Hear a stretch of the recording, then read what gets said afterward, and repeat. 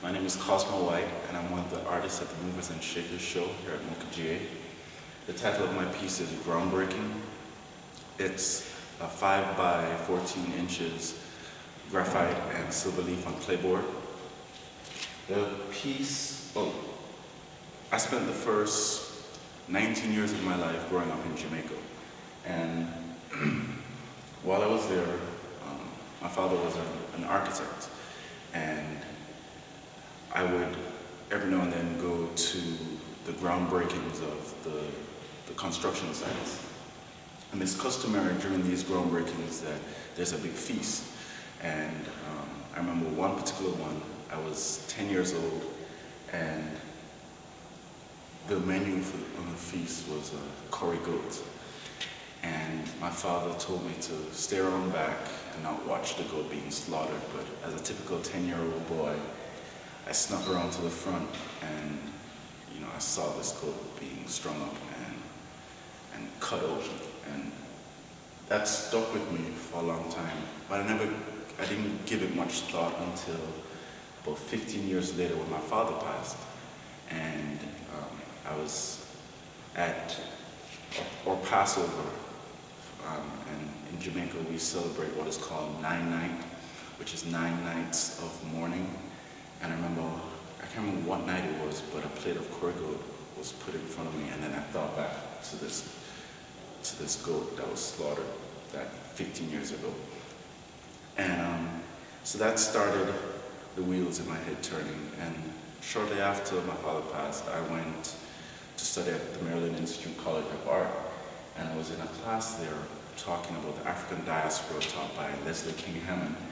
And we were focusing on some of the customs and cultures that were preserved and modified and evolved in the Caribbean, in Brazil, the Americas, North America. And two things that jumped out at me. One was Nine Night, which is also celebrated in Mali, in Ghana, and another thing was the ritual of slaughtering an animal, specifically the goat, and the significance of slaughtering an animal. So these are the things that jumped out on me. So in my most recent body of work, I've been creating these cast of characters. The men, and they're primarily men, are griots or storytellers.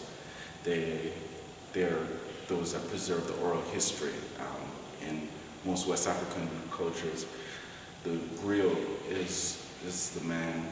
If it's a male griot, he's in charge of preserving the patriarchal history of a particular family. So if a female griot, it's the matriarchal history of a particular family, and they're considered holy men. So in my current body of work, I'm creating these cast of griots who are all telling a story.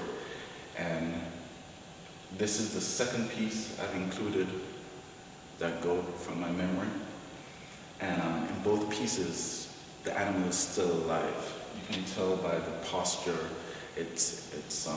and particularly the neck, it's holding its neck upright, it's alive, and but it's spilling this blood. And in this case, I've decided to use more precious materials like silver, gold, spilling these innards, but it's still very much alive, and you can tell by the posture. And in other pieces, I'll have the griots encased in a cocoon of ties, or exploding in ties. And ties are another important symbol in my work, and the orientation of the ties is very much as important as the body language in each piece. Ties were also an heirloom I received after my father passed, but I feel they're excellent for masculinity, because nothing quite says male or masculinity like a tie. And it also has several implications with colonialism and all of that. So that's my piece.